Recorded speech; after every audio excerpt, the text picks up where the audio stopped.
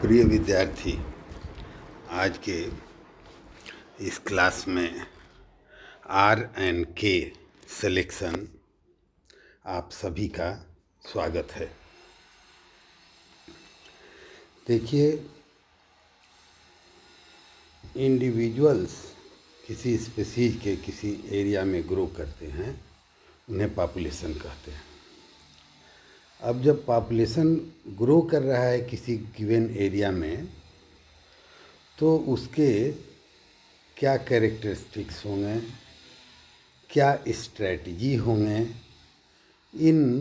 क्या उसका डेंसिटी होगा और उसका अल्टीमेट एंड पॉपुलेशन का किस दिशा में जाएगा, कैसा उसे लाइफ स्ट्रेटजी अडॉप्ट करना है, उस जगह की कैरिंग कैपेसिटी क्या है, इन सारे तथ्यों को एक जगह पिरोकर जब देखा जाएगा तो population growth dynamics, population given area में ग्रो कर रहा है तो वह एक अत्यंत ही डायनामिक प्रोसेस है।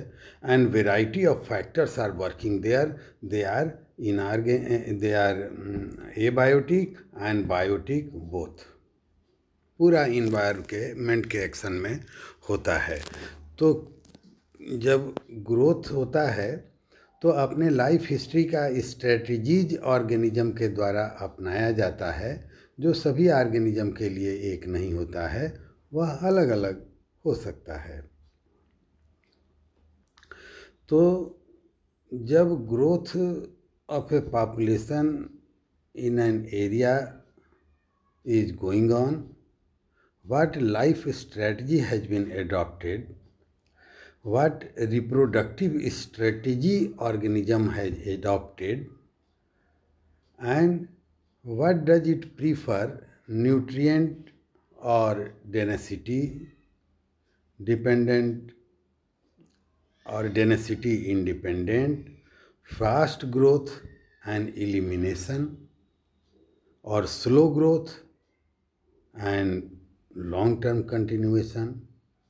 तो इस तरह की चीज़ें इसमें सामने आती है, जो ऑर्गेनिज्म के न सिर्फ ग्रोथ डायनामिक्स, इनके नेचुरल सिलेक्शन को भी प्रभावित करती है और इनमें एडॉप्टेशन भी नाना प्रकार के विकसित होते हैं।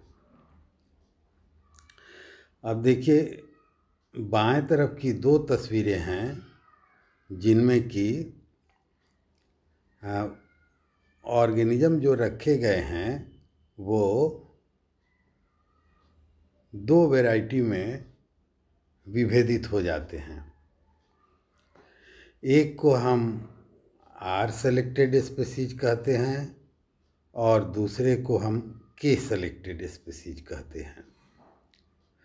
अब देखिए, आर सेलेक्टेड स्पीशीज में जो ऊपर के दो कॉलम है, आर सेलेक्टेड स्पीशीज जो लिखा है उसके ठीक ऊपर और उसके ठीक नीचे, यह दोनों स्मॉल टाइप के ऑर्गेनिज्म हैं। ये कंपैरेटिवली थोड़ा प्रिमिटिव होते हैं, इनमें पेरेंटल केयर कम होता है और यह अपॉर्चुनिस्टिक नेचर के होते हैं।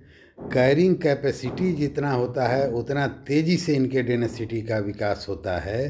They are fast growers, their reproductive cycle is very fast, तो they have lacking parental care.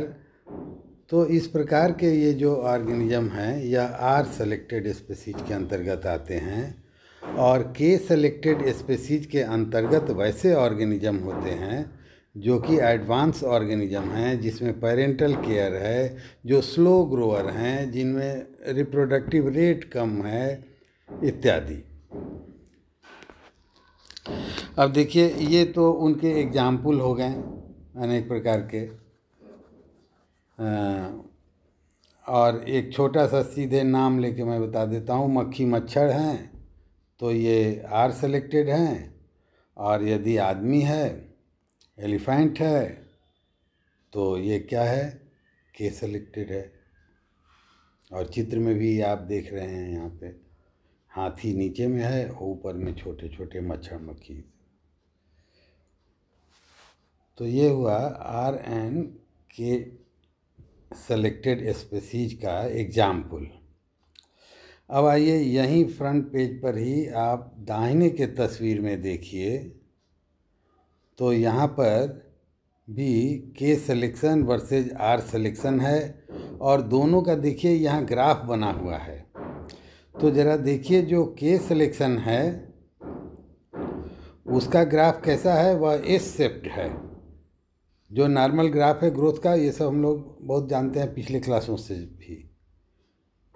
तो ये एस टाइप का है।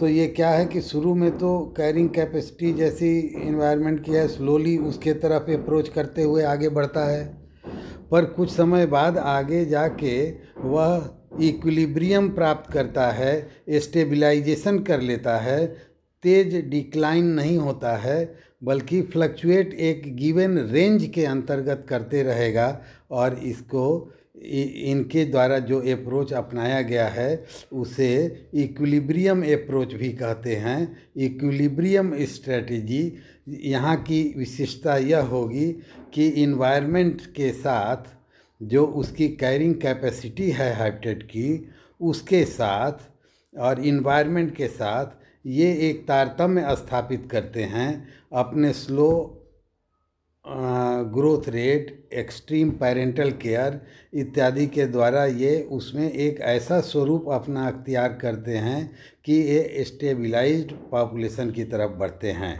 They are in concurrence with the habitat और carrying capacity of the habitat, they are in concurrence with the environment and they have adopted for long growth and एक range के अंदर ही वो stabilise रहेंगे। जैसा yellow colour का line यहाँ पर गया हुआ है आप लोग देख रहे हैं, ये एस शेप्ड ग्रोथ कर्व ऐसे पॉपुलेशन का बनता है और यह लॉन्ग टर्म होते हैं। इक्विलिब्रियम इसमें ये सारी चीज़ों से कर लिया जाता है और अपने को एडजस्ट करके इस प्रकार से आगे बढ़ते हैं कि वो ये मेंटेन रहें for a longer period, unlimited period भी कह सकते हैं।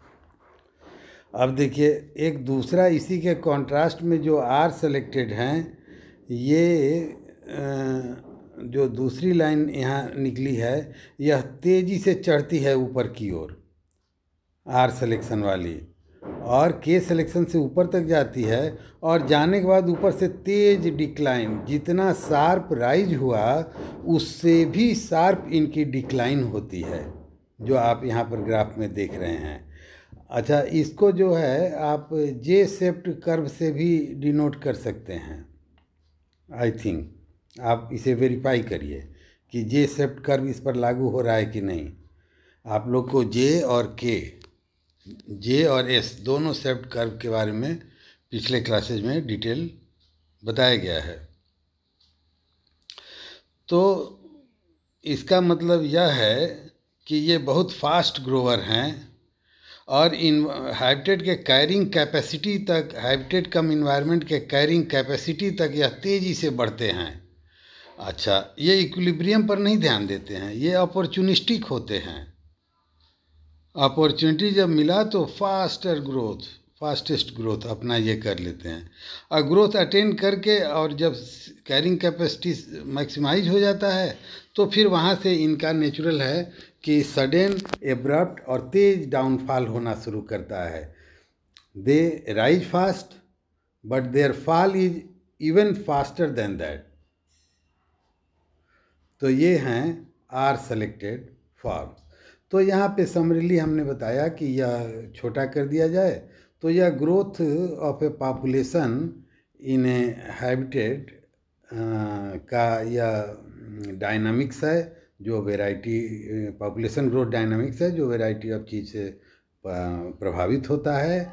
तो इसी में आर सिलेक्शन, आर एंड के सिलेक्शन आता है। यह उनके द्वारा अपनाए गए रिप्रोडक्टिव स्ट्रेटजी और कैसा डेंसिटी डिपेंडेंट है कि इंडिपेंडेंट है, स्लो ग्रोअर्स हैं कि फास्ट ग्रोअर्स हैं, ये सब life strategy, life cycle strategies जो उनके द्वारा एडॉप्ट किया जाता है, इन चीज़ों को यह निरूपित करते हुए है। और बाएं साइड में एग्जाम्पल है आर सेलेक्टेड स्पीसीज के और के सेलेक्टेड स्पीसीज के, और साथ में यह भी कि जब नेचर में देखिएगा तो जो एडवांस फॉर्म है वो सब के सेलेक्टेड होते हैं। Population growth. The variable R and K in R by K selection comes from logistic equation for population growth, that is dn upon dt is equal to R into n 1 minus n by k. R represents the intrinsic rate of natural increase of a species. Mathematically R का मतलब क्या होगा, तो यह birth rate होगा plus immigration rate होगा। इन दोनों को मल्टीप्लाई करना होगा, माइनस करना होगा डेथ रेट और प्लस ई माइग्रेशन रेट। माने उस पॉपुलेशन में आने और जाने वाले भी हैं और बर्थ रेट और डेथ रेट भी है, तो पॉपुलेशन का वृद्धि कैसे आप जानेंगे भाई। तो ग्रोथ रेट, तो ग्रोथ रेट अलग एक ही पैरामीटर तो है नहीं, डेथ रेट भी उसको प्रभावित करेगा। तो डेथ रेट को उसमें से घटा के ही ग्रोथ का एक्चुअल पोजीशन, डायनामिक पोजीशन जो ग्रोथ का है पॉपुलेशन का, वह आप जान पाएंगे। और इसमें दो फैक्टर और जोड़ दिया गया है, एक है ई माइग्रेशन और दूसरा ई माइग्रेशन, माने एक अंदर आ रहा है एक बाहर जा रहा है। Individuals, group of individuals because of density there may go outside that habitat, और बाहर वाले वहाँ आ भी सकते हैं। तो इसलिए बर्थ रेट के साथ ई माइग्रेशन रखा गया है रेट, और डेथ के रेट के साथ ई माइग्रेशन रेट रखा गया है। तो इन दोनों को चारों फैक्टर जब कंसीडर करेंगे तभी हमें एक्चुअली मैथमेटिकली इसका आर प्राप्त हो पाएगा। K refers to the carrying capacity of the environment. यहाँ पर जो के है वो इन्वायरमेंट की कैरिंग कैपेसिटी है। अरे भाई एक जगह है कोई, तो वहाँ पर न्यूट्रिएंट है, इन्वायरमेंट है, सारे इंग्रेडिएंट कंटिन्यूम वहाँ उपस्थित हैं, कंस्टिट्यूएंट उसके। अब सवाल ये है कि किसी की रिप्रोडक्टिव रेट ज़्यादा हो तो इट डज नॉट मीन कि वहाँ अरबों खरबों वो सब हो जाए। उस स्थान की कैरिंग कैपेसिटी भी तो है कि कितना वो सह सकता है, कितना न्यूट्रिएंट वो कितने ऑर्गेनिज्म को वो प्रोवाइड कर सकता है। तो जब वो कैरिंग कैपेसिटी एक्सहॉस्ट होने लगेगा तो लाइफ साइकिल का साइज चाहे जितना छोटा हो, जितना क्विक साइकिलिंग होता हो, या रिप्रोडक्टिव रेट चाहे जितना हाई होता हो, डेथ रेट चाहे जितना कम होता हो, ये सारी स्थितियां एक किनारे हो जाती हैं और कैरिंग कैपेसिटी ही उसकी टॉप पे आ जाता है। तो जितना को वो सस्टेन कर सकता है रिसोर्स, उतने को वहाँ रह पाएंगे।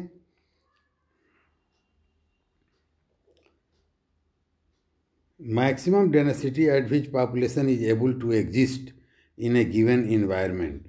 तो के क्या हो गया कि it refers to carrying capacity of the environment, that is the maximum density at which a population is able to exist in a given area. K किस बात को रिफर करता है कि उस इन्वायरमेंट का क्या कैरिंग कैपेसिटी है, और उसमें जो मैक्सिमम डेंसिटी पॉपुलेशन का रह सकता है उसे निरूपित करता है। ये इसी चीज़ को यहाँ देखिए चित्र में दिखाया गया है। अब देखिए कैरिंग का ये बढ़ तो रहा है, देखिए कितना तेजी से नीचे से बढ़ा है।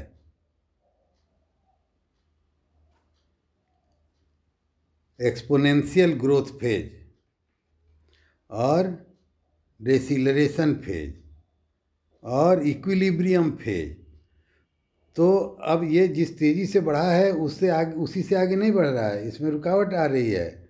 और यह अंततोगत्वा किस चीज़ से अपना कंपैटिबिलिटी इस्टेब्लिश करता है, तो कैरिंग कैपेसिटी से, उस इन्वायरमेंट की क्या कैरिंग कैपेसिटी है, और उसके साथ एक इक्विलिब्रियम स्थापित करके अपने डेंसिटी में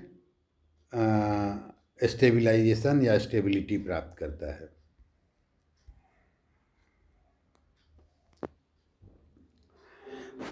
अब देखिए के सेलेक्टेड और आर सेलेक्टेड का रिप्रोडक्टिव स्ट्रेटजी क्या है। तो के सेलेक्टेड इनवेरिएबली लेट रिप्रोडक्शन 35 साल में कोई रिप्रोडक्शन शुरू करता है, अ लॉन्गर लाइफ पीरियड 100 साल जीता है, अ फ्यूअर ऑफ स्प्रिंग 1-2 बच्चे होते हैं, invest a lot in raising of spring, माने पेरेंटल केयर जिसके अंदर बहुत है।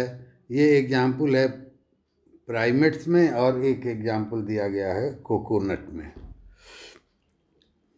प्लांट का एक एग्जाम्पल। तो ये के सेलेक्टेड होंगे, और आर सेलेक्टेड जो होंगे वो अर्ली रिप्रोडक्टिव होने के 2 ही रोज में वो रिप्रोडक्शन शुरू कर देंगे, a huge amount of egg formation करेंगे, मेनी ऑफ स्प्रिंग उनमें होंगे, और लिटिल पेरेंटल केयर, वहाँ पेरेंटल केयर नहीं देखा दिया जाएगा, अंडे दिए और चल दिए, और लिटिल पेरेंटल केयर। अब ये कहाँ पाया जाएगा, तो इंसेक्ट में भी पाया जाएगा और मेनी प्लांट्स में भी होता है। तो इनकी बहुत फास्ट ग्रोथ होती है, पर उसी तरह उससे भी फास्टर ये डिक्लाइन भी कर जाते हैं। तो ये 2 प्रकार के रिप्रोडक्टिव स्ट्रेटजी हैं। इन्हें जब अपॉर्चुनिटी मिलता है आर सेलेक्टेड को, तो मैक्सिमाइज अपना कर लेते हैं हर तरह से।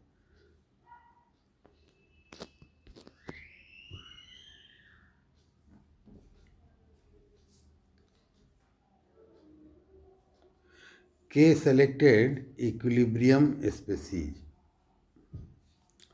देखिए इनमें population size limited by carrying capacity के, डेंसिटी डिपेंडेंट होते हैं और रिलेटिवली स्टेबल होते हैं। ये इक्विलिब्रियम प्राप्त करने वाले हैं। ऑर्गेनिज्म का, ये तो पॉपुलेशन के साइज के बारे में बताया गया।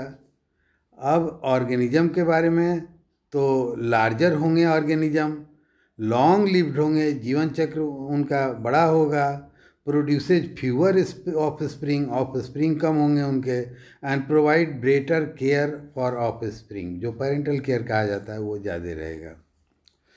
साइज ऑफ पॉपुलेशन के लिहाज से जब देखिएगा तो limited by reproductive cycle, density independent होंगे और रिलेटिवली अनस्टेबल होंगे। ये कौन होगा, ये दूसरे वाले साइज में, यह के है तो अब आर में आ गए आप। पॉपुलेशन साइज, तो वहाँ पर limited by carrying capacity, limited by reproductive potentiality, और वो डेंसिटी डिपेंडेंट है के सेलेक्टेड, तो यह डेंसिटी इंडिपेंडेंट है, और रिलेटिवली स्टेबल है के डिपेंडेंट, के सेलेक्टेड, तो आर वाले जो हैं वो रिलेटिवली अनस्टेबल हैं। ऑर्गेनिज्म जो उनमें आते हैं इसमें लार्जर हैं, वहाँ स्मॉलर एंड शॉर्ट लिव्ड हैं, produces many offspring and provide no care for, parental care नहीं रहता है, कम रहता है। अब इसी को थोड़ा और बेहतर देखा जाए, faster life history and slower life history.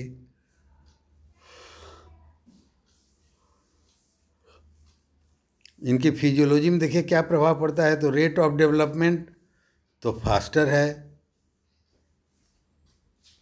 Faster rate of development किस में होगा, के में कि आर में, बताएं। फास्टर डेवलपमेंट आर में होगा और के में होगा slower life history, slower growth होगा। ऑनसेट ऑफ प्यूबर्टी माने मैच्योरिटी उनमें आ गई, तो जो फास्ट ग्रोविंग है उनमें अर्लियर मैच्योरिटी आएगी, और स्लो ग्रोवर्स में लेटर आएगी, जो के टाइप के हैं actually. Biological ageing, faster life history वाले ग्रुप में, आर ग्रुप में फास्टर होगा, और स्लोअर लाइफ हिस्ट्री ग्रुप में स्लोअर होगा। मेटिंग, सेक्सुअल डेब्यूट या आर वाले में अर्लियर होगा, सेक्सुअल पार्टनर्स मोर होंगे, और रिलेशनशिप कैजुअल एकदम होगा। जबकि जो स्लो ग्रो करने वाले हैं के फॉर्म हैं, तो उनमें सेक्सुअल डेब्यूट होगा, लेटर स्टेज में सेक्सुअल पार्टनर्स फ्यूअर होंगे और रिलेशनशिप पेयर बॉन्ड होगा। Parenting, earlier age of reproduction, तो अर्लियर होगा आर वाले ग्रुप में और लेटर होगा के वाले ग्रुप में। नंबर ऑफ स्प्रिंग आर वाले ग्रुप में हाइयर होगा और के वाले ग्रुप में फ्यूअर होगा। इन्वेस्टमेंट इन ऑफ स्प्रिंग मतलब पेरेंटल केयर या लोअर होगा आर वाले ग्रुप में, और के वाले ग्रुप में हाइयर होगा। Economic psychology, time horizon short होता है, ये जिसकी फास्टर लाइफ हिस्ट्री होगी मतलब जो आर वाले हैं, और के वाले का लॉन्ग होगा। इकोनॉमिक साइकोलॉजी इमीडिएट ग्रेटिफिकेशन सीख, और इनमें आर वाले में, और के वाले उसको डिले करेंगे। Risk losses for big gain, तो फास्टर लाइफ हिस्ट्री वाले रिस्क लेते हैं, और स्लोअर ग्रोथ वाले जो के वाले टाइप के हैं वो अवॉइड करते हैं। इक्विलिब्रियम स्ट्रैटेजिस्ट्स एंड अपॉर्चुनिस्टिक स्ट्रैटेजिस्ट्स इस भाग में भी बांटा गया है। तो जैसा कि पीछे से बताते आ रहा हूँ, तो एक ही पॉइंट पर यह समझ में आ गया कौन सिलेक्शन है।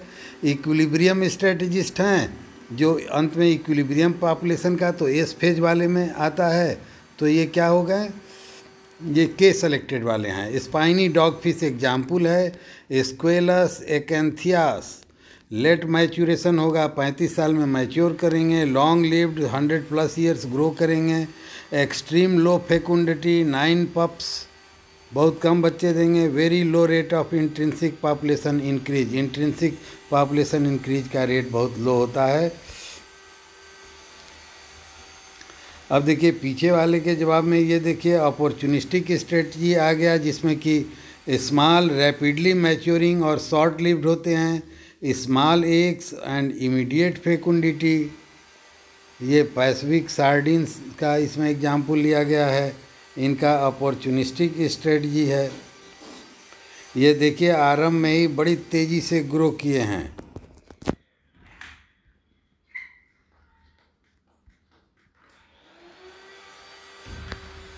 हाँ, अब आप देखिए यह गल्फ ऑफ कैलिफोर्निया का ये सीन दिया है, जिसमें यहाँ तक तो ये बहुत तेज़ी से बढ़ते हैं, उसके बाद देखिए इधर में इनकी गति बहुत कम हो जाती है। तो their decline is even sharper than their rise, ये अपॉर्चुनिस्टिक स्ट्रेटजी है।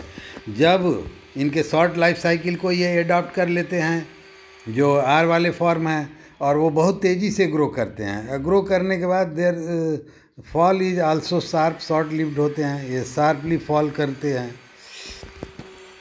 तो इनका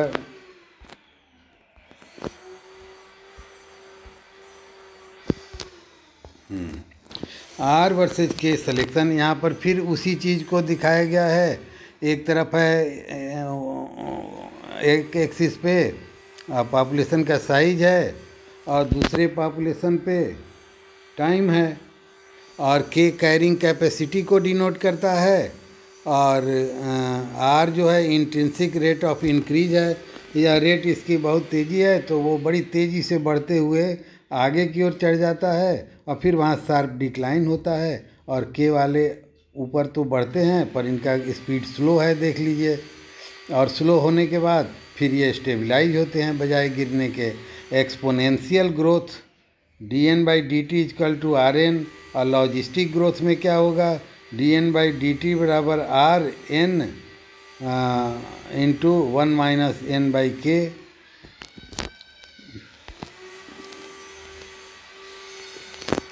life history strategies is correlated.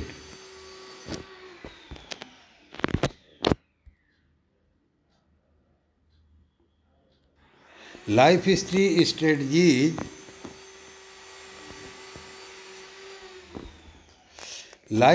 Strategies is correlated with many aspects of an organism reproductive strategy and life history, as well as with demographic variable such as generation time, lifespan, population parameters, population density and population dynamics. Invoked to predict the relative influence of density independent ecological influence on life stage. The most notable example of life history theory is that of R and K selection, MacArthur and Wilson, 1967, based on their work on biogeography.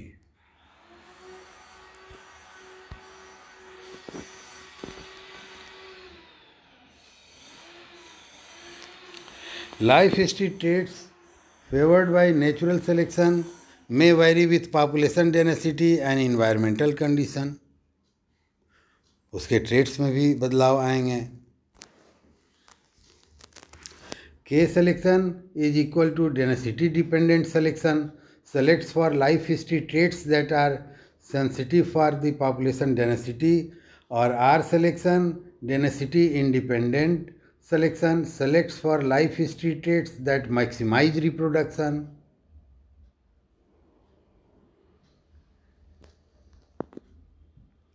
A comparison of R and K selected में देखिए, ये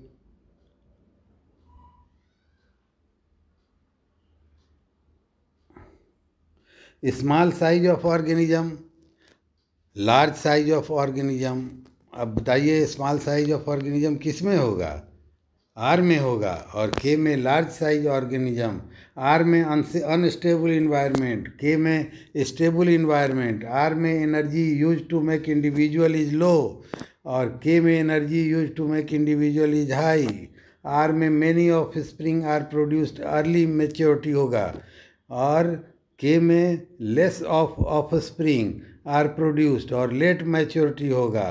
are में short life expectancy, K में long life expectancy. R में each individual रिप्रोड्यूसेज only once और K में each individual reproduces more than once. R is density dependent, r is density independent and K is density dependent. Follow type 3 survivorship curve r वालों के द्वारा और के वालों के द्वारा फॉलोज टाइप 1 और 2 सर्वाइवरशिप कर्व.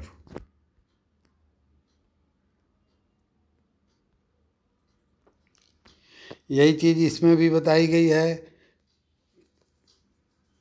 कि इनके अलग अलग पैरामीटर्स को लेकर अपॉर्चुनिस्टिक, पेरियोडिक और इक्विलिब्रियम 3 अप्रोच इसमें अख्तियार किए गए हैं लाइफ स्ट्रेटजी के. इन्वायरमेंटली अनस्टेबल और with large scaled spatial variation. यहाँ पर फेकुंडिटी इस पैरामीटर पर दिया गया है. इन्वायरमेंटल वेरिएशन सीजनल और with large scaled spatial variation या पीरियोडिक होता है. और एज ऑफ मैच्योरिटी और इक्विलिब्रियम. इधर में देखिए ये के सेलेक्टेड है और उधर की तरफ आर सेलेक्टेड है.